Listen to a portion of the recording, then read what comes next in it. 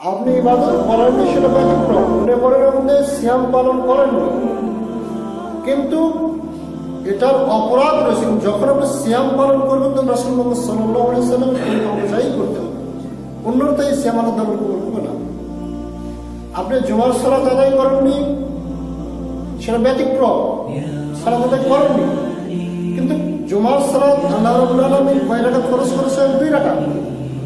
যখন আপনি আদায় করতে যাবেন তখন আপনি 2 রাকাত করবেন না 4 রাকাত করবেন? 2 রাকাতই পড়তে হবে। যদি আপনি 4 রাকাত পড়েন জুমার সালাত হবে? হবে না। ঠিক অনুরূপভাবে আপনার ইচ্ছা অনুযায়ী যদি মনে করেন আমি 1 রাকাত পড়ব, সালাত হবে? হবে না।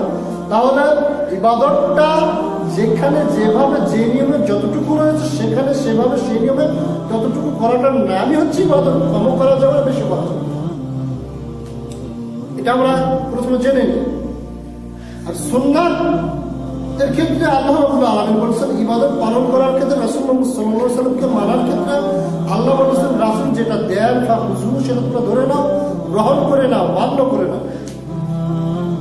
ইবাদত করার পূর্বে আমাদের শর্ত হচ্ছে যে রাসূল মুহাম্মদ সাল্লাল্লাহু আলাইহি ওয়াসাল্লাম কিভাবে এই ইবাদতটা বাতলে দিয়েছেন, বলে গিয়েছেন, সেইভাবে সেটা জেনে সে অনুযায়ী আমল করা।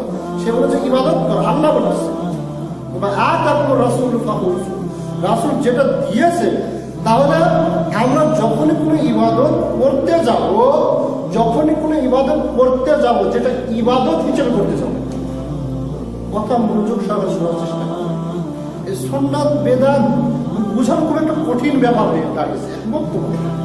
যখনই বলা হচ্ছে এটা সুন্নাত এটা বেদাত, এটা সুন্নাত এটা বেদাত, যখনই বলা হচ্ছে মুফতি বলতেছেন তার যে কোরআনের যে নুকতা সংযোজন করা হয়েছে, কোরআনের যে সংযোজন করা হয়েছে, এগুলো হতো বেদাত। কি জন্য? বেদাতটাকে বুঝে না।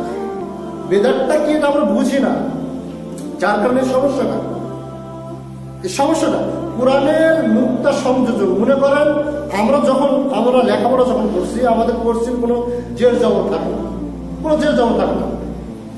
এখন একটা লোক সৌদি আরবে যেগুলো আলিম ওলামারা রয়েছেন তারা জের জবর ছাড়াই করতে পারে, নুকতা ছাড়াই করতে পারে।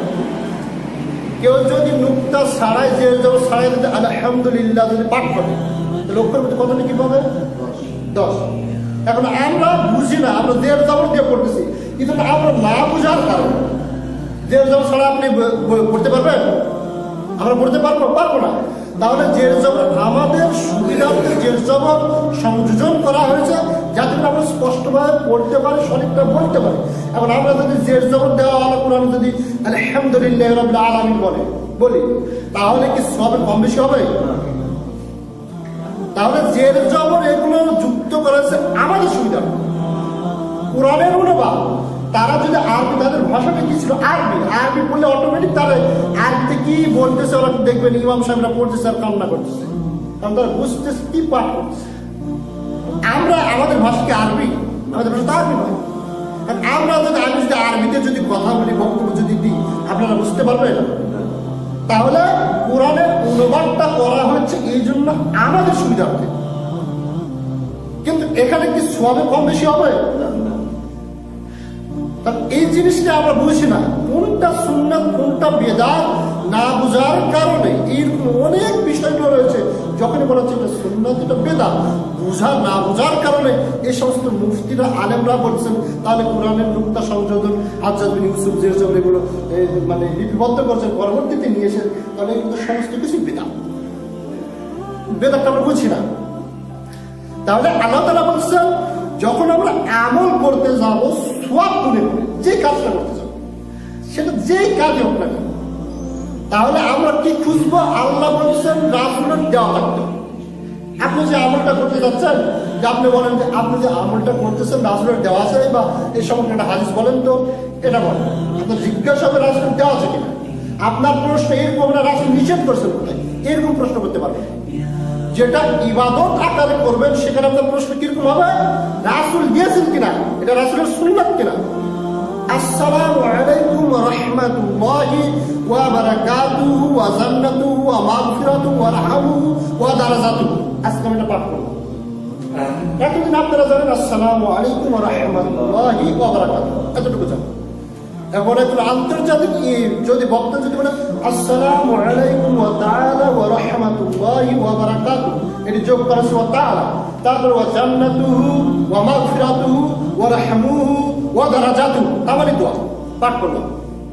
এখন এই ক্ষেত্রে আপনি প্রশ্ন করবেন যে রাসূল মুহাম্মদ সাল্লাল্লাহু আলাইহি সাল্লাম যে ইবাদতটা বললেন, যে সালামটা দিলেন, এই সালামটা ইবাদত নয়?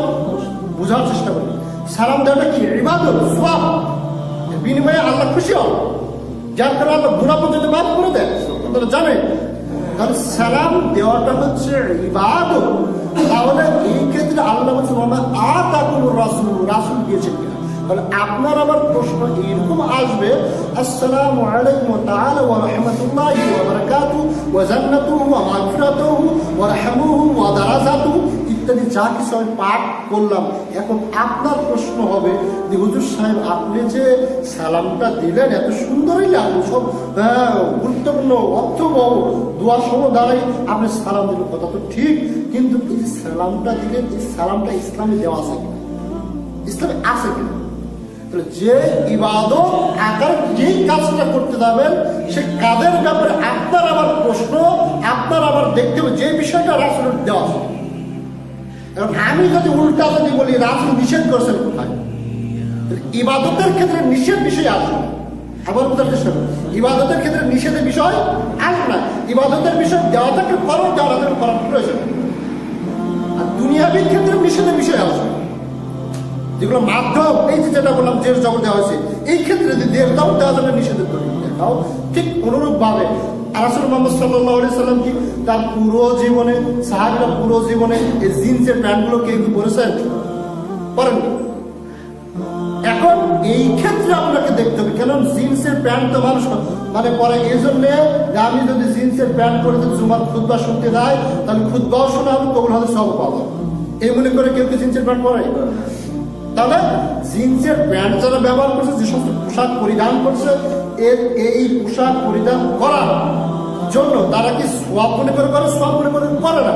যার কারণে এই ক্ষেত্রে যে কাজে মানুষ সওয়াব মনে করে করবে না, সেই সমস্ত কাজের ক্ষেত্রে আপনাকে খুঁজতে হবে ওমা নাহাকুম আনহু ফান্তাহু। রাসূল মুহাম্মদ সাল্লাল্লাহু আলাইহি ওয়াসাল্লাম এই কাজ সম্পর্কে নিষেধ করেছেন। জিন্সের প্যান্ট পরেন, কোনো সমস্যা নেই। মনে করেন আমি পায়জামা পরলাম, লুঙ্গি পরলাম, আপনি বলেছেন লুঙ্গি পরেন, রাসূল মুহাম্মদ সাল্লাল্লাহু আলাইহি ওয়াসাল্লাম করেছেন, ঠিক আছে। আমি রাসূল মুহাম্মদ সাল্লাল্লাহু আলাইহি ওয়াসাল্লাম লুঙ্গি পরেছি, কিন্তু লুঙ্গিটা নিচে টাকনুর নিচে, কিসের নিচে? টাকনুর নিচে। আর আপনি জিন্সের প্যান্ট পরেছেন, রেখেছেন কোথাও টাকনুর উপরে। তাহলে কোন পোশাকটা পরতে রাসূল মুহাম্মদ সাল্লাল্লাহু আলাইহি ওয়াসাল্লাম বলেছেন? টাকনুর উপরে। যদিও আবার ইসলামিক লেবাস যদি হয়, কিন্তু সেই লেবাসটা যদি টাকনুর নিচে থাকে, রাসূল মুহাম্মদ সাল্লাল্লাহু আলাইহি ওয়াসাল্লাম টাকনুর নিচে পোশাক পরিধান করতে নিষেধ করেছেন। এই ক্ষেত্রে আমরা কি দেখবো? রাসূলের নিষেধ দেখবো। ঠিক বলুন, প্রত্যেকটা ক্ষেত্রে আপনি যখন পানি পান করতে যাবেন, আমরা যে সমস্ত গ্লাসে পানি পান করতেছি, রাসূল মুহাম্মদ সাল্লাল্লাহু আলাইহি ওয়াসাল্লামের জামানায় কি ছিল না? কিন্তু রাসূল মুহাম্মদ সাল্লাল্লাহু আলাইহি ওয়াসাল্লাম কোন হাতে পানি পান করেছেন? ডান হাতে রাসূল মুহাম্মদ সাল্লাল্লাহু আলাইহি ওয়াসাল্লাম পানি পান করেছেন। এবং পানির ভিতর ফু দিতে রাসূল মুহাম্মদ সাল্লাল্লাহু আলাইহি ওয়াসাল্লাম কি করেছেন? নিষেধ করেছেন। পানি দ্রব্য বলতে যা কিছু চা বলেন, পানি বলেন, ফু দিয়ে খেতে রাসূল মুহাম্মদ সাল্লাল্লাহু আলাইহি ওয়াসাল্লাম নিষেধ করেছেন। রাসূল মুহাম্মদ সাল্লাল্লাহু আলাইহি ওয়াসাল্লামের জামানায় যে পাত্র ছিল, সেই পাত্রকে আমরা খাই না। তাহলে এই ক্ষেত্রে আমাদেরকে দেখতে হবে রাসূল মুহাম্মদ সাল্লাল্লাহু আলাইহি ওয়াসাল্লামের দুনিয়াবী কাজকর্মের ক্ষেত্রে কোন বিষয় আমি প্রত্যেকটা কাজকর্ম করতে পারবো, শুধু ততটুকুই করতে পারবো না যার নীতিমালার আলোকে রাসূল মুহাম্মদ সাল্লাল্লাহু আলাইহি ওয়াসাল্লাম নিষেধ করেছেন। আর দিনের ক্ষেত্রে আমাদের দেখতে হবে নিষেধ, আবার বোঝার চেষ্টা করুন, নিষেধ আসবে দুনিয়াবীর ক্ষেত্রে। কিসের ক্ষেত্রে? দুনিয়াবী চলার ক্ষেত্রে, যেখানে সোয়াব টার্গেট থাকবে, যেখানে সোয়াব টার্গেট থাকবে না, এই সমস্ত ক্ষেত্রে নিষেধের দলিল চাই। মদ খাওয়া হালাল না হারাম? হারাম, এটা নিষেধ করেছে। এখানে আপনি বলেন মদ খাওয়া সুন্নাত না বেদাত, বলা যাবে? যাবে না। কিছু না, যারা মদ খায় কেউ সওয়াব মনে করে খায় না, হারাম মনে করেই খায়। তাহলে এই সমস্ত দুনিয়াবী ক্ষেত্রে আমি যা কিছু, আমি ঘড়ি ব্যবহার করছি, ঘড়ি ব্যবহার করে সুন্নাত না বেদাত, এই ক্ষেত্রে সুন্নাত বেদাতের প্রশ্ন আসবে না। এই ক্ষেত্রে নিষেধের দলিল দেখতে হবে রাসূল মুহাম্মদ সাল্লাল্লাহু আলাইহি ওয়াসাল্লাম ঘড়ি ব্যবহার করতে নিষেধ করেছেন। যদি নিষেধ না করে, পণ্যটা যদি হালাল হয়, তাহলে এটা ব্যবহার করতে হবে, কোনো সমস্যা নেই। যত স্টাইল আপনি চুল কাটতেছেন, রাসূল মুহাম্মদ সাল্লাল্লাহু আলাইহি ওয়াসাল্লাম কোন ধরনের চুল কাটতে নিষেধ করেছেন, আপনি যত স্টাইল কাটেন, রাসূল মুহাম্মদ সাল্লাল্লাহু আলাইহি ওয়াসাল্লাম একেবারে কিছু অংশ ন্যাড়া করে কিছু অংশ রাখা, এটা রাসূল মুহাম্মদ সাল্লাল্লাহু আলাইহি ওয়াসাল্লাম নিষেধ করেছেন। তাহলে এই ক্ষেত্রে নিষেধের দলিল দিতে হবে। তাহলে দুনিয়াবি ক্ষেত্রে যেই ক্ষেত্রে আমরা সব মনে করে দেখবো না, সব মনে করে করবো না, সেই সমস্ত ক্ষেত্রে আমরা কি বুঝবো? রাসূল মুহাম্মদ সাল্লাল্লাহু আলাইহি ওয়াসাল্লাম আল্লাহ রাব্বুল আলামিন এই দুনিয়াতে চলার ক্ষেত্রে এই কাজটা করতেছি, এই কাজ ক্ষতিকারক যদি কোনো বস্তু যদি না হয়, পণ্যটা যদি হালাল হয়, সেটা আমার জন্য ব্যবহার করা হালাল হয়ে যাবে। তাহলে নিষেধ আসবে দুনিয়াবি ক্ষেত্রে। আর রাসূল মুহাম্মদ সাল্লাল্লাহু আলাইহি ওয়াসাল্লাম যে আমল করছেন, যে কাজটা আমরা ইবাদত আকারে করব, সওয়াব মনে করে করব, আল্লাহকে খুশি করার উদ্দেশ্যে করব, সেই ক্ষেত্রে আমরা নিষেধ না দেখে আমরা দেখব যে এটা দলিল আছে কিনা।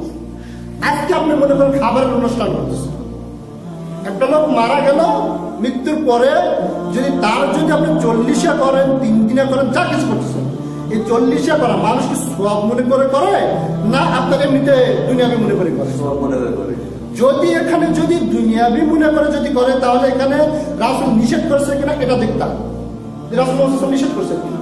আর যদি এটাতে যদি বিন্দু পরিমাণ যদি সওয়াব টার্গেট থাকে, বিন্দু পরিমাণ আল্লাহকে খুশি করা, আমার বাপ মারা গেছে, আমি পুরো সমাজের লোককে খাওয়াবো, এতে আল্লাহ খুশি হয়ে যাবে, তাহলে আল্লাহকে খুশি করার উদ্দেশ্যে সওয়াবকে টার্গেট করে যদি আপনি খাওয়ান, তাহলে এখানে আপনাকে দলিল দিয়ে খাওয়াতে হবে, অবশ্যই দলিল দিয়ে খাওয়াতে হবে।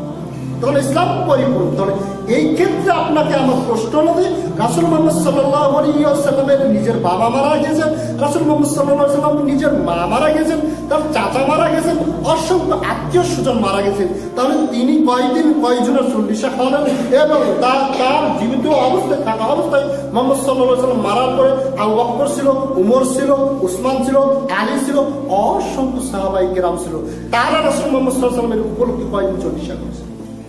বিষয়টা এটা যদি আপনি ইবাদত মনে করে যদি করেন, আমার কথা আবার বোঝার চেষ্টা করেন, এটা যদি ইবাদত মনে করে করেন, আরেকটি পয়েন্ট বললে আরো আপনার জন্য সুবিধা হবে, সেটা মনে করেন আমার ছেলের জন্মবার্ষিকী পালন করছে, আমার ছেলের জন্মদিন উপলক্ষে কেক কাটা অনুষ্ঠান করে আমি যদি এটা পালন করি, এটা আমি সওয়াব মনে না করে যদি করি, তাহলে কোনো সুন্নাত বেদাতের প্রশ্ন আসবে না। এটা সামাজিক একটা নিয়ম আপনি বলতে পারেন, সামাজিক একটা কুসংস্কার বলতে পারেন, ইহুদি খ্রিস্টানদের কুসংস্কার বলতে পারেন, তার আদর্শ বলতে পারেন, ইত্যাদি, কিন্তু এটাকে আপনি বেদাত বলতে পারবেন না। এই জন্য এটাকে আমি সওয়াব মনে করে করি না। আমার কথা ক্লিয়ার বুঝতে পারছেন? মুখে ভাত দেওয়ার অনুষ্ঠান করছেন, তার সব মনে করে করতেছে, করেন, যার কারণে এটাকে আপনি বেদাত বলতে পারবেন না। কিছু না, এটা সে সওয়াব মনে করে করে না, তবে ইহুদি খ্রিস্টানদের নিয়ম অনুযায়ী তারা করার চেষ্টা করে, যার কারণে বিধর্মীর অনুসরণ করার কারণে কালকে আমাদের তাদের সাথে হাসল আসবে।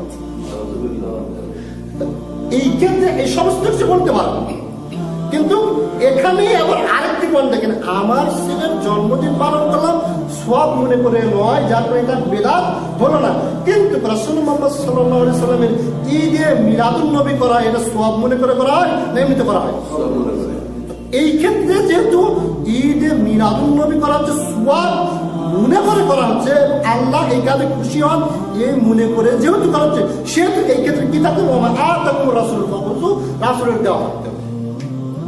তাহলে এই ক্ষেত্রে দেখেন, একই জন্মবার্ষিকী আমার জন্য যখন করতেছে, যেহেতু সওয়াব টার্গেট নেই, সেহেতু এটা বেদাতের প্রশ্ন আসে না। কিন্তু রাসূল মুহাম্মদ সাল্লাল্লাহু আলাইহি ওয়াসাল্লামের জন্মবার্ষিকী যখন আমি করতে যাব, সেটাতে যেহেতু সওয়াব টার্গেট রয়েছে, আল্লাহর খুশি টার্গেট রয়েছে, সেহেতু সেই ক্ষেত্রে আমাকে দেখতে হবে রাসূল মুহাম্মদ সাল্লাল্লাহু আলাইহি ওয়াসাল্লাম করেছেন কিনা। যদি রাসূল মুহাম্মদ সাল্লাল্লাহু আলাইহি ওয়াসাল্লাম যদি করে থাকেন, তাহলে আপনিও পালন করেন, আর রাসূল মুহাম্মদ সাল্লাল্লাহু আলাইহি ওয়াসাল্লাম যদি না করেন, তাহলে এটা সুন্নাতের বিপরীত কি হয়ে যাবে? বেদাত। এই ক্ষেত্রে এটা কি হয়ে যাবে? বেদাত।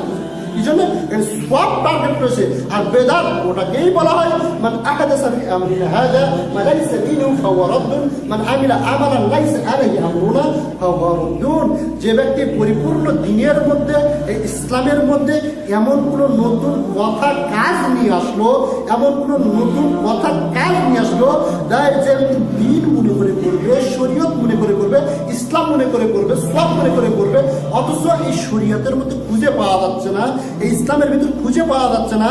ঈদে মিলাদুন নবী রাসূল মুহাম্মদ সাল্লাল্লাহু আলাইহি ওয়াসাল্লাম নিজে করে গেছেন, করে তিনি জানেন, তার মৃত্যুর পরে তো করা হয়েছে। উফাত দিবসের যে জন্মবার্ষিকী, মৃত্যুবার্ষিকী রাসূলের যে করা হচ্ছে, তার মৃত্যুর পরে তো করা হয়েছে। যেহেতু ইসলামে খুঁজে পাওয়া যাচ্ছে না, পাওয়া রদ্দুন, সেটা বাতিল, মারদুন সেটা হচ্ছে বেদাত। আল্লাহ রাসূলের এখন আপনার আমার প্রশ্ন থাকতে পারে, ঈদে মিলাদুন নবী রাসূল মুহাম্মদ সাল্লাল্লাহু আলাইহি ওয়াসাল্লাম করেন, তাহলে আমাদের করলে ক্ষতি? তা আমাদের প্রশ্ন এটা।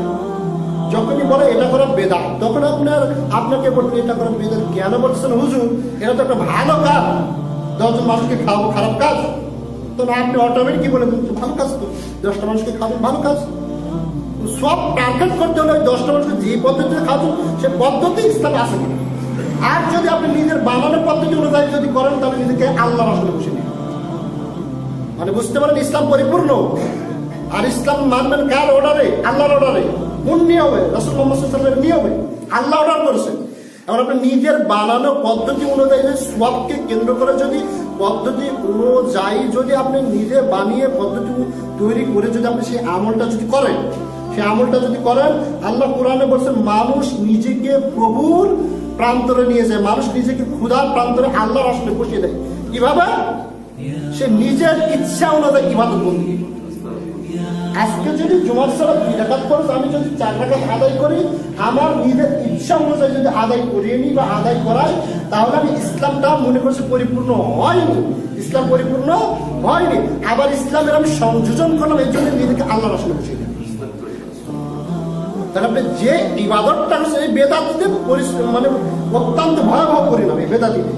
তাহলে এই যে যেটা আপনি সুন্নাত আকার মনে করে করছেন, সওয়াব মনে করে করছেন, ইবাদত মনে করে করতেছেন, অথচ ইসলামে নেই। যখন আমি বলতেছি বাবা এই কাজটা করা হবে না, এই কাজের বিনিময়ে এটা করেন ইনশাআল্লাহ ভালো হবে, তখন আপনি বলছেন হুজুর কাজটা তো ভালো করলে কি সমস্যা? প্রখ্যাত সাহাবী আনাস রাদিয়াল্লাহু আনহু তিনি বলেন وعن انس رضي الله عنه قال جاء ثلاثه رهط الى ازواج النبي صلى الله عليه وسلم يسالونك عن عباده النبي صلى الله عليه وسلم فاخبروها। তিনি বলেন আমরা হাদিসটা বোঝার চেষ্টা করি, একটা হাদিসই যথেষ্ট। আজকে জুমার খুতবায় যদি একটা হাদিস বুঝতে পারছি, যারা বলে কাজটা তো ভালো, কাজটা তো ভালো করলে সমস্যা কি, একটা হাদিস মুখস্থ করবো। আমি সমস্যা বলবো না, সমস্যা স্বয়ং রাসূল মুহাম্মদ সাল্লাল্লাহু আলাইহি ওয়াসাল্লাম। তিনি বলতেছেন রাসূল মুহাম্মদ সাল্লাল্লাহু আলাইহি ওয়াসাল্লামের স্ত্রীর নিকটে 3 জন ব্যক্তির একটি দল, রহাতেন বলা হয় 3 থেকে 9, 3 থেকে 9কে আরবিতে রহাত বলা হয়। তাহলে এইরকম কিছু ব্যক্তি এসে রাসূল মুহাম্মদ সাল্লাল্লাহু আলাইহি ওয়াসাল্লামের স্ত্রীর নিকটে এসে বললেন যে তারা তার স্ত্রীকে প্রশ্ন করলেন রাসূল মুহাম্মদ সাল্লাল্লাহু আলাইহি ওয়াসাল্লামের ইবাদত কিরকম ছিল। ফাউখবিরু বিহা, অতঃপর তার স্ত্রীরা তাদেরকে 3 জন ব্যক্তিকে বা ওই দলকে বলে দিল যে রাসূল মুহাম্মদ সাল্লাল্লাহু আলাইহি ওয়াসাল্লাম এইভাবে ইবাদত বন্দেগী করতেন। এই সমস্ত ব্যক্তিরা তারা বললেন, যখন বললেন যে রাসূল মুহাম্মদ সাল্লাল্লাহু আলাইহি ওয়াসাল্লাম এইভাবে ইবাদত বন্দেগী করতেন, তখন তাদের কাছে ইবাদতটা কম মনে হলো। কি মনে হলো? কম মনে হলো। সারা রাতে 8 রাকাত মনে করেন তাহাজ্জুদের সালাত আদায় করছে, আমরা তো পারি 100 রাকাত পড়তে পারি, তাহলে তাদের কাছে কম মনে হলো। মানে 4 মিনিটে 4 রাকাত সালাত আদায় করি, আর রাসূল মুহাম্মদ সাল্লাল্লাহু আলাইহি ওয়াসাল্লাম সারা রাতে মাত্র 8 রাকাত পড়েছে, তাহলে তাদের কাছে কি মনে হলো? কম মনে হলো। ফাআইনা আহাদুহুম, তাদের মধ্যে একজন বলল যে আমি সারাটা রাত সালাত আদায় করবো, কখনো ঘুমাবো না। সালাত আদায় করা খারাপ কাজ না ভালো কাজ?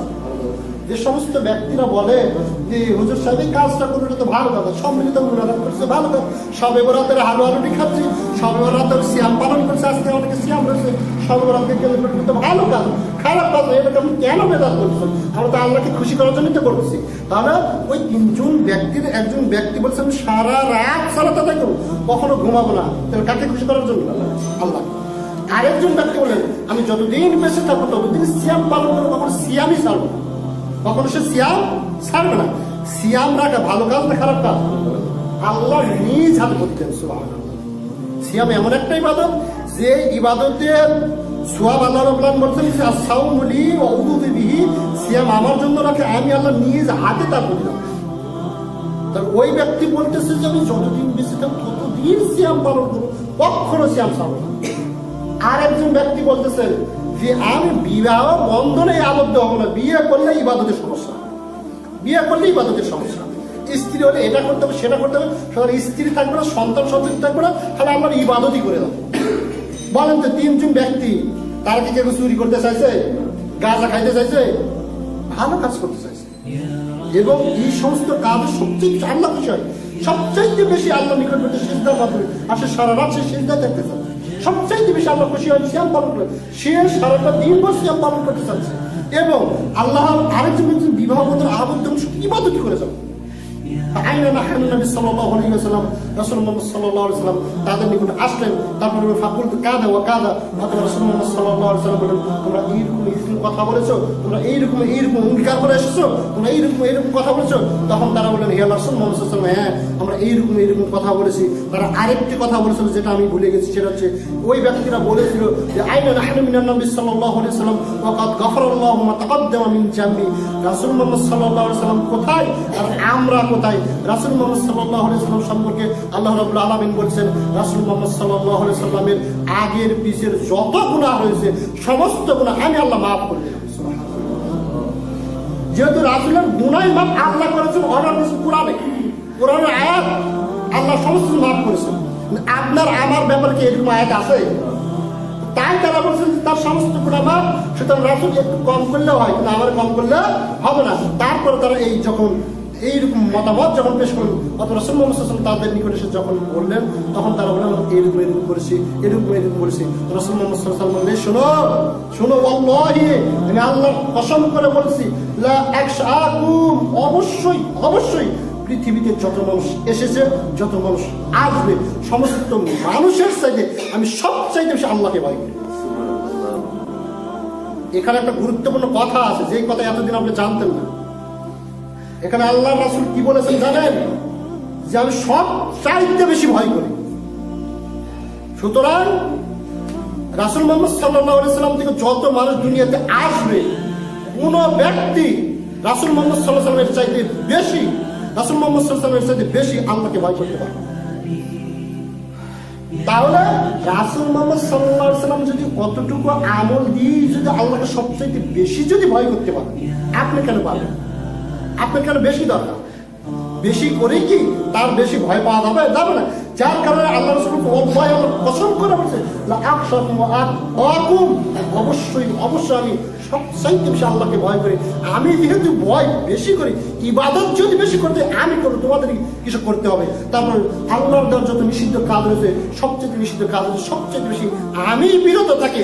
আমার সাথে কিয়ামত পর্যন্ত কোনো ব্যক্তি তার দেওয়া নিষিদ্ধ কাজ হতে বিরত থাকতে পারবে না। আমার চাইতে সবচেয়ে বেশি আল্লাহকে বেশি রাজি খুশি করতে পারবে না, কোনো আমল দিতে পারবে না। এতটুকু আমল দিয়ে যদি আল্লাহকে যদি সবচেয়ে বেশি রাজি খুশি করাতে পারি, এতটুকু আমল দিয়ে যদি আল্লাহকে যদি সন্তুষ্ট যদি আমি করাতে পারি, তোমরা কেন পারবে না? তারপর রাসূল মুহাম্মদ সাল্লাল্লাহু আলাইহি ওয়াসাল্লাম বলেন, আমার রাগিবা আন সুন্নতি, যেই ব্যক্তি আমার সুন্নাত থেকে বৈরাগ্য পোষণ করবে। আমার সুন্নাত হচ্ছে কি? আমার সুন্নাত হচ্ছে রাতে কিছু অংশ সালাত আদায় করতাম, কিছু অংশ ঘুমাতাম। আমার সুন্নাত কি? আমি সিয়াম পালন করতাম এবং সিয়াম ছাড়তাম, ভেঙে দিতাম। ওয়া ফাআতাজাওয়াজুন নিসা আবাদান, অতঃপর তিনি বলছেন যে আমি বিবাহ বন্ধনে আবদ্ধ হই, স্ত্রী রয়েছে আমার, বিবাহ বন্ধনে আবদ্ধ হই। সুতরাং যেহেতু সুন্নাত থেকে বৈরাগ্য পোষণ করে, ফালাইসা মিন্নি, ইহুদি খ্রিস্টান তার হতে পারে, সে খ্রিস্টান হতে পারে, সে ইহুদি হতে পারে, সে নিজেকে মুসলমান বলে দাবি করতে পারে। আপনি যদি বেশি যদি করেন, আপনি যদি ভালো মনে করেন, ইসলামের ভিতর ভালো মনে করে যদি আপনি যদি বেশি মনে করেন, রাসূলের হাদিস বলছে আপনি নিজেকে উম্মতে মুহাম্মাদি বলে দাবি করতে পারেন না। রাসূল বলতে পারেন ইসা মিন আমার উম্মতি না। হাদিস বুখারী 5063 নম্বর আছে, আপনার মিশকাতে 145 নম্বর আছে। এই হাদিস থেকে, বুখারী মুসলিমের হাদিস থেকে যতটুকু আপনাকে বুঝাতে সক্ষম হলাম, এই ইসলামটা কি হয়েছে? পরিপূর্ণ হয়ে গেছে। ইসলামটা কমপ্লিট হয়ে গেছে। যেটা ইবাদত মনে করে করবেন, ইসলাম মনে করে যে কাজটা করতেছেন, আপনি যে বিল্ডিং তৈরি করতেছেন ইসলাম মনে করে করেন? আপনি যে এরকম বাজারে গিয়ে মাছ কিনতেছেন ইসলাম মনে করে করতেছেন? আপনি বাড়িতে যা কিছু কর্মকাণ্ড করছেন, চায়ের ব্যবসা করতেছেন, এই ব্যবসা করছেন, সেই ব্যবসা করছেন, এগুলো আপনি ইসলাম মনে করে করছেন? তাহলে বাড়ি তৈরি করা বলেন ইত্যাদি যা কিছু দুনিয়াবি ক্ষেত্রে করতেছেন কিনা, এগুলো ইসলাম মনে করে যেহেতু আপনি করতেছেন না, দিন মনে করে করতেছেন না, সেহেতু এই ক্ষেত্রে আমরা নিষিদ্ধ বস্তু দেখবো। আর যখন আমরা দিন মনে করে করতে যাবো, তখন রাসূল মুহাম্মদ সাল্লাল্লাহু আলাইহি ওয়াসাল্লাম যেখানে যেভাবে দিয়েছেন সেখানে সেভাবে করাটার নাম হচ্ছে ইবাদত। যেহেতু দিন মনে করে করতেছি, আর এর অতিরিক্ত যদি হয় তাহলে সেটা হয়ে যাবে বিদআত। তাহলে খাবারের অনুষ্ঠান করা, মৃত ব্যক্তিকে কেন্দ্র করে মানুষকে বোঝাতে পারি না। মনে করেন একটা লোক যখন ইন্তিকাল, আজকে একটা লোক মারা গেল, আপনারা চিনতে পারেন হয়তো, হুসেন বলে না আমাদের ওখানকার এমদাদুলের বাপ হুসেন আজকে মারা গেল। একটা জিনিস আবার কেউ তো ইন্না লিল্লাহি বললেন না, ইন্না লিল্লাহি ওয়া ইন্না ইলাইহি রাজিউন, মৃত্যুর সময় পড়তে হয়। তাহলে একটা লোক মারা গেল, এখন মনে করে যে কোনো একটা লোক মারা গেল, মনে করে 1 লাখ টাকা ঋণ রয়েছে, 1 লাখ টাকা ঋণ রয়েছে। রাসূল মুহাম্মদ সাল্লাল্লাহু আলাইহি ওয়াসাল্লামের বুখারীতে অসংখ্য হাদিস রয়েছে, রাসূল মুহাম্মদ সাল্লাল্লাহু আলাইহি ওয়াসাল্লাম যখন জানাজার সালাতে দাঁড়াতেন কতবার বলতেন, এদের ঋণ আছে কিনা? যদি ঋণ থেকে রাসূল মুহাম্মদ সাল্লাল্লাহু আলাইহি ওয়াসাল্লাম জানাজার সালাত আদায় করতেন, যদিও সে মুসলমান হোক না, যদিও সে মুমিন হোক না, অথবা ঋণের দায়িত্ব কেউ নেওয়ার পরে গেছে রাসূল মুহাম্মদ সাল্লাল্লাহু আলাইহি ওয়াসাল্লাম জানাজার সালাত আদায় করেন। ঋণ কতটা একটা কঠিন ব্যাপার। অথচ দেখেন তার বাপ বা আরে আমার বাপ মারা গেল, 1 লাখ টাকা ঋণ, আপনি জানেন তার 1 লাখ টাকা ঋণ রয়েছে, 1 লাখ টাকা ঋণ রয়েছে। তিনি যখন মারা যাচ্ছেন তখন আপনি ওখানে দাঁড়িয়ে বলছেন ভাই সাহেবেরা কারো যদি ঋণ যদি থাকে তাহলে মাফ করে দেন। এখন বলেন তো যে লোকটা মারা গেছে তার আমলের দরজা খোলা আছে না বন্ধ হয়েছে? জীবিত থাকা অবস্থায় ঋণ করে মারা গেছে, এটা কি ওরা মাফ করলে সঙ্গে সঙ্গে মাফ হয়ে যাবে? কোথায় পাইছেন এটা? আমলের দরজা তো বন্ধ। তার সম্পদ আছে, প্রচুর পরিমাণ অর্থ সম্পদ রয়েছে, বাড়িতে 10টা গরু রয়েছে, বিশাল বিশাল বাড়ি রয়েছে, জমি রয়েছে, সমস্ত কিছু রয়েছে, আর মাফ বললে মাফ অসম্ভব। স্ত্রীর মহরণের টাকা 1 লাখ টাকা বাকি রয়ে গেছে, ওই অবস্থায় মারা গেছে, আর স্ত্রী মাফ করে দিয়েছে। আজকে গিয়ে খালি শুধু আপনার স্ত্রী বলবেন যে আজকে তুমি তালাক দিয়ে দেবো, হুজুর বলেছে তালাক দিতে, তুমি তালাক দিয়ে দিলাম, তুই 5 ওয়াক্ত নামাজ পড়ছেন, দেখেন তো মোহরণে মাফ করে কিনা। কিয়াস করে হলে সে মোহরণ নিয়ে এটা কোনো মাফ হয় না ভাই, এটা কোনখানে মাফ হয় না। মুখে বলা হয় মা ভালো আছে তাই মাফ, কাল কিয়ামতের দিন এর আমলের দরজা বন্ধ। 10টা সন্তান রয়েছে, 4টা সন্তান রয়েছে, উপযুক্ত সন্তান রয়েছে, অথচ ঋণ পরিশোধ করছে, অথচ 40 দিন পর কি খাবারের অনুষ্ঠান। দেখেন তার দরকার কোনটা ছিল? ওই মৃত ব্যক্তির দরকার ওটা ছিল যে ওর দুনিয়ার তার সন্তানেরা তার ঋণ পরিশোধ করবে, এটা ছিল মৃত ব্যক্তির সন্তান, মানে মৃত ব্যক্তির এটা দরকার ছিল। এবং প্রত্যেক মৃত ব্যক্তির এটা দরকার, দুনিয়াতে যে সমস্ত ওয়ারিশ থাকবে তারা ঋণ পরিশোধ করবে। কি জন্য? যদি ঋণ পরিশোধ যদি না করে, কাল কিয়ামতের দিন ওই ব্যক্তি গিয়ে মৃত ব্যক্তির সোয়াব নিয়ে ওই ঋণগ্রস্ত যে ঋণ নিয়েছে ওই ব্যক্তি জান্নাতে চলে যাবে, আর ওই মৃত ব্যক্তি জাহান্নামে চলে যাবে। কত গরিব অসহায় ওই ব্যক্তি, অথচ আজকের অবস্থা দেখেন 500 জন মানুষকে খাওয়াচ্ছে, কোনো সমস্যা নেই। অথচ ওই ব্যক্তির কাছে যদি বলা হয় যে তোমার বাপ আমার কাছ থেকে 5,000 টাকা ধার নিয়েছিল বা এটা নিয়েছিল, সে বলছে বাপ নিয়েছে, বাপে নিয়েছে, এখন বলছে কাকে দেখাচ্ছে এটা? আজকে আপনি 1 লাখ টাকা দিয়ে খাবার অনুষ্ঠান করলেন, এটা যদি আপনার দৃষ্টিতে যদি ভালো যদি হয়, এটা কি অস্থায়ী? এটা কি খাবে আর গিবত করতে চলে যাবে, যে লবণে কম হলো, ঝালে বেশি হলো, ইত্যাদি ইত্যাদি গিবত করবে আর চলে যাবে। যে বাপে এতগুলো সম্পদ রেখেছে না, ভালো তো খাবারও পারে না, খাওয়াতেও পারে না, ইত্যাদিতে বলবার চলে যাবে। ওই 1 লাখ টাকা ব্যয় যদি এই যে আমার কাজ হয়নি, কোনো পরিস্থিতি কাজ হয়নি, 1 লাখ টাকা ব্যয় যদি আপনি যদি পানির উজুর ব্যবস্থা যদি হবে না, 1 লাখ টাকা ব্যয় হবে না, হবে। এটা যদি করে যান, যত লোক এসে অজু করে সালাত আদায় করবে, সমস্ত সালাতের সওয়াব আপনার পিতার আমল হয়েছে। হাদিস আপনারা জানেন, আপনিও জানেন যে আসলে এটা ঠিক, এটা চিরস্থায়ী দান। অথচ আপনি কি তার হাত পা ধরিয়ে যদি বলেন যে আপনি 1 লাখ টাকা না খাবার না খায় আমার মসজিদের কাজে ব্যয় করেন, বলুন না না না ওই কাজে ব্যয় করবেন, এই কথাই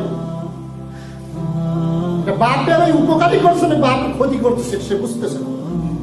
সুতরাং দিনী ভাই, দিনী মুসলিম আমাদেরকে বুঝতে হবে, এটা যদি ইবাদত যদি হয় তাহলে অবশ্যই রাসূলের দেওয়া থাকতে হবে, সে অনুযায়ী আমল করতে হবে। আল্লাহ রাব্বুল আলামিন আমাদেরকে বোঝার তৌফিক দান করুন, সকল সাল্লাল্লাহু আমিন।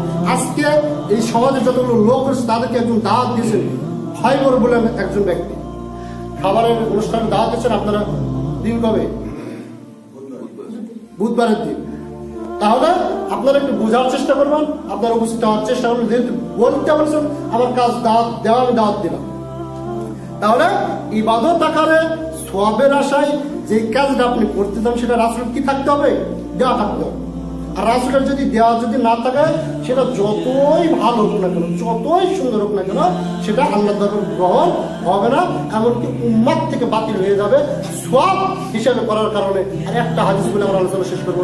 রাসূল মুহাম্মদ সাল্লাল্লাহু আলাইহি ওয়াসাল্লাম একদিন আপনার রমজান সিয়াম থাকা অবস্থায়, ফরজ সিয়াম থাকা অবস্থায় রাসূল মুহাম্মদ সাল্লাল্লাহু আলাইহি ওয়াসাল্লাম সিয়াম ভেঙে ফেললেন। কি ভেঙে ফেললেন? সিয়াম, ফরজ সিয়াম। রাসূল মুহাম্মদ সাল্লাল্লাহু আলাইহি ওয়াসাল্লাম ভেঙে ফেলে যাওয়ার পরে বলে, হে সাহাবায়ে কেরাম, তোমরাও সিয়াম ভেঙে ফেল। কে বলেছেন? রাসূল মুহাম্মদ সাল্লাল্লাহু আলাইহি ওয়াসাল্লাম। এখন কিছু কিছু লোক তারা সিয়াম ভাঙলো না, এই জন্য যদি শেষ সময় আসরের রক্ত হয়ে গেছে আর কিছু সময় রাখলে আমরা একটা সিয়ামের সব পেয়ে যাবো। আর রাসূল বলেছেন সিয়াম ভেঙে ফেলো, আর ওরা বলছেন আমরা তো পারি, আমরা তো শক্তি সামর্থ্যবান ব্যক্তি, পারবো। এবারে সিয়াম রয়েছে হযরত রাসূল মুহাম্মদ সাল্লাল্লাহু আলাইহি ওয়াসাল্লামের নিকট পেশ করা হলো যে আপনি বলার পরে কিছু লোক সিয়াম অবস্থায় রয়েছে। রাসূল মুহাম্মদ সাল্লাল্লাহু আলাইহি ওয়াসাল্লাম বলেছেন যে ব্যক্তি এখনো সিয়াম রয়েছে তার হচ্ছে নাফরমান, তার হচ্ছে নাফরমান, তার হচ্ছে নাফরমান। আল্লাহ রাসূল মুহাম্মদ সাল্লাল্লাহু আলাইহি ওয়াসাল্লাম বলেছেন ওমান আসানি ফাকাদ আবা, যে ব্যক্তি আমার নাফরমানি করলো ওই ব্যক্তির থাকার জায়গা হচ্ছে জাহান্নাম। এখন একটু বোঝার চেষ্টা করুন তো, একটা ফরজ ইবাদত রাসূল মুহাম্মদ সাল্লাল্লাহু আলাইহি ওয়াসাল্লাম বলেছেন যেটা ভেঙে ফেলে দিতে, কে বলেছেন? রাসূল মুহাম্মদ সাল্লাল্লাহু আলাইহি ওয়াসাল্লাম। যেমন না ভাঙার কারণে যদি ওই ব্যক্তি যদি থাকার জায়গা যদি জাহান্নাম যদি হয় একটা ভালো ইবাদত, তাহলে আপনি ইবাদত তৈরি করে যদি আমল যদি করেন আপনি করবেন। যার কারণে আল্লাহ মুহাম্মদ সাল্লাল্লাহু আলাইহি ওয়াসাল্লাম প্রত্যেক জুমারই খুতবায় বলতেন কুল্লু বিদআতিন যালালা ওয়া কুল্লু যালালাতিন ফিন্নার। প্রত্যেক ভালো আমল মনে করে যেটা আপনি করবেন নতুন আমল, সেটা হচ্ছে বেদাত। এই বেদাতের পরিণাম হলো জাহান্নাম। সুতরাং আল্লাহ রাব্বুল আলামিন আমাদেরকে বেদাতটাকে চিনে সে অনুযায়ী বেদাতকে বর্জন করার তৌফিক দান করুন। সর্বশেষ আল্লাহুম্মা আমিন। শাবান মাসের নির্ধারিত কোনো আমল রাসূল মুহাম্মদ সাল্লাল্লাহু আলাইহি সাল্লাম বলে যাননি, শুধুমাত্র সিয়াম ব্যতীত। সিয়াম রাসূল মুহাম্মদ সাল্লাল্লাহু আলাইহি সাল্লাম এই মাসে প্রায় পুরো মাসে সিয়াম করতেন, তবে রমজানের সাথে লাগাতেন না, কিছু বাদ রাখতেন।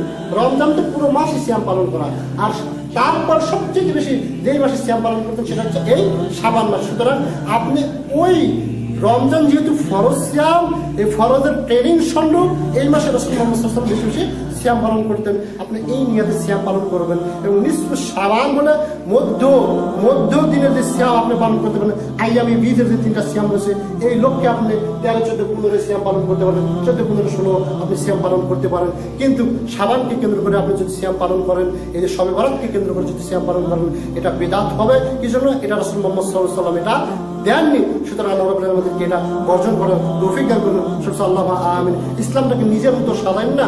রাসূল মুহাম্মদ সাল্লাল্লাহু আলাইহি ওয়াসাল্লামের সোনা পাতা তিনি আলো আলো লিখেছেন দাঁত ভাঙার কারণে। রাসূল মুহাম্মদ সাল্লাল্লাহু আলাইহি ওয়াসাল্লাম আলো আলো লিখেছেন দাঁত ভাঙার কারণে। একটা লোক মনে করেন আমি আমার পাটা অ্যাক্সিডেন্টে ভেঙে গেছে, এক পা অ্যাক্সিডেন্টে ভেঙে গেছে, এখন আমি লাঠি নিয়ে খোঁড়াতে খোঁড়াতে যাচ্ছি।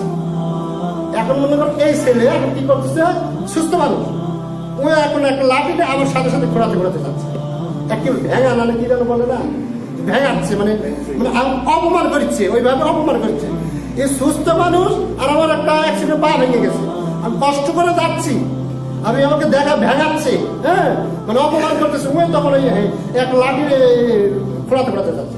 এখন বলেন তো যদি পা এখন ছাড়বো, হ্যাঁ, আমাকে ভেঙা বেটা পিটবো, কারণ সে আমাকে অপমান করতেছে। তো রাসূল মুহাম্মদ সাল্লাল্লাহু আলাইহি ওয়াসাল্লাম দাঁত ভাঙার কারণে তিনি আলো আপনি খেয়েছেন, ধরেই নিলাম। তাহলে আপনি সুস্থ দাঁতে খাচ্ছেন, আপনার কি অবস্থা হবে, কি অবস্থা আপনার হবে? সুতরাং বুঝার আল্লাহ আমাদেরকে তৌফিক দান করুন। আল্লাহুম্মা আমিন। আর রাসূল মুহাম্মদ সাল্লাল্লাহু আলাইহি ওয়াসাল্লামের উহুদের যুদ্ধ ছিল শাওয়াল মাসে, আর আপনি খাচ্ছেন শাবান মাসে। এই রমজানের পরে হচ্ছে শাওয়াল মাস, রমজানের পরে শাওয়াল মাস, 2 মাস আগে থেকে আপনার দাঁতের বেদনা শুরু হয়ে গেছে, ভালো আরো খেতে। সুতরাং আল্লাহ রাব্বুল আলামিন